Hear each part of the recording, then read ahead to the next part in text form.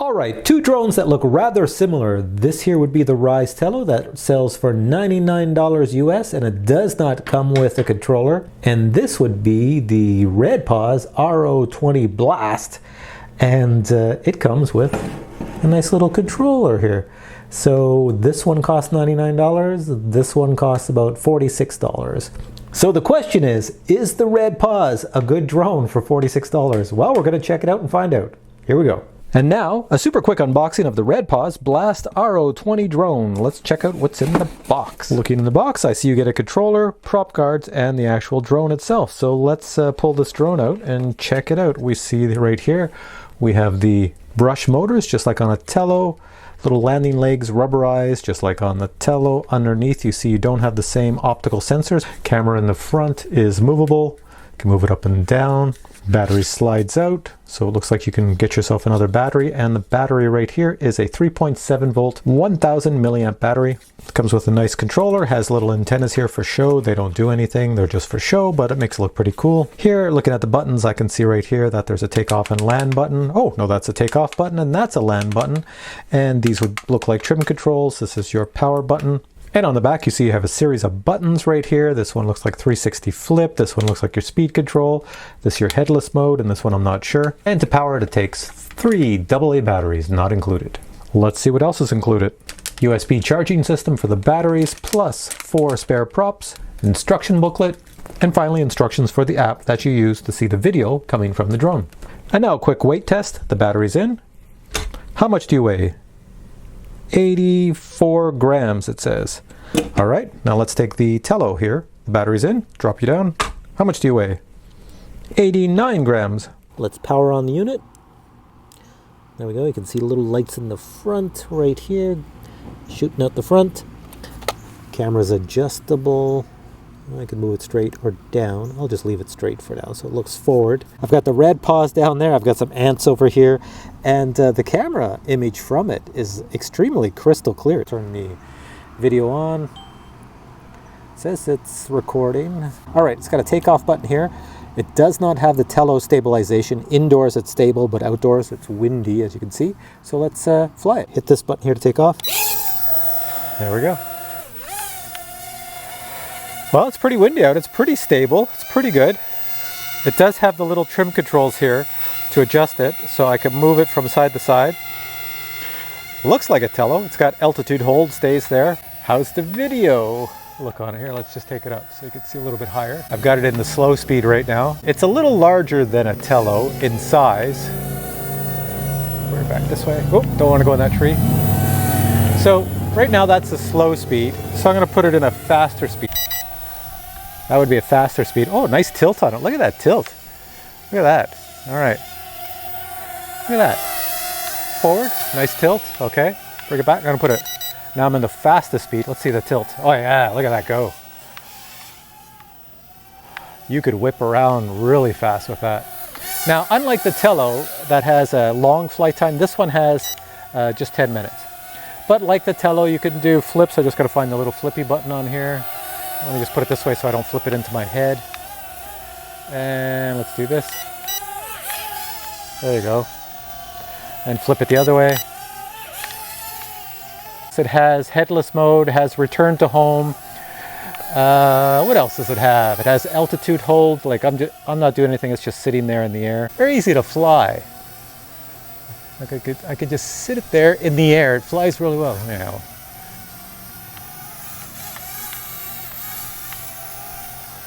If I was in a big field, I could have a lot more fun with this, but I'm not in a big field. So, you know what's good about this is stuff like this. Like, watch this. Here, I'm just going to bring it over. Aim it this way. Now, I have to get my roof replaced because it's getting kind of wonky, but watch this. If I want to look at my roof, I could just send this up and have a look at my roof, see what it looks like. All right, I got a little bit of power left to try this indoors. Let's see how well stable it is. Well, that's pretty decent. See, I'm sitting here, I'm not touching anything, and I can go under it, walk around it. That's extremely stable. All it has is altitude hold. It doesn't have any sensors on the bottom, so I don't know how it's doing the stabilization. All right, so let's just fly it around here. Coming around the corner, cruising down the hall. So you definitely want to fly this with prop guards indoors because watch this, if I drift it into something here, let me just drift it. It just bounces off. There you go. So it will just keep bouncing into things. And to land it, there's a little land button right here. Just push this and it'll come down and land nicely. All right. So what I'm going to do is I'm going to go check out the video quality from this and then give you my final thoughts on this here really cool little drone. All right, my final thoughts on this here drone. Well, it's not bad for the price. I looked at the video and the video is actually okay. Although just like the Tello, you know how the Tello a lot of times will chop the video up? This seems to do the same thing, which is kind of interesting. It just has a really good video image, but then the video is not completely smooth. It goes smooth for a while, and then it just stops, and then it jumps to another segment, and then stops and jumps to another segment. So I don't know, it's pretty strange. Other than that, I do like the fact that the camera can move up and down. The Tello can't do that, but this can. This does not have the same optical flow on the bottom for stabilization. However, it is extremely stable, as you saw. Indoors, pretty stable, and outdoors, even pretty stable. And they're not using any sensor system to keep it perfectly stable. It's just using a very well-balanced altitude hold barometer system, and it works quite well. Now, when I flew this drone around, I left the prop guards on because when I fly the Tello, I leave the prop guards on. But these prop guards are kind of funny because if you smash into objects, as you saw in the video, I just bounce off the walls. But eventually what happens, it's like a bumper car. The prop guards actually just fall off. So it kind of defeats the purpose of what they're there for. Obviously, you have to really put them on properly. Maybe I don't have them on properly. Maybe you have to put a little bit of tape or something to hold them on tighter. They seem tight, but you bang into enough things, they fall off. But they do save the drone from crashing.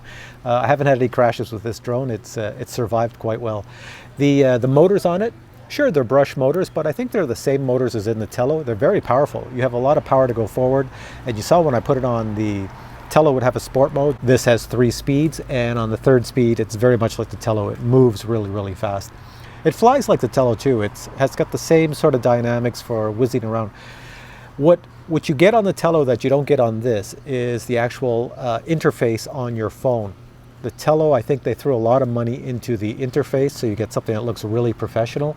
For this, they give you the same interface they use on a lot of drones made by the similar company. So it does all the basics, but it won't do little things where you tap on it and the drone just will automatically flip. You flip with your buttons on a controller. I think they did that. Well, the Tello doesn't come with a controller, so since this has a controller, you have all those features, so it's pretty good. And as I already mentioned, flight time is 10 minutes.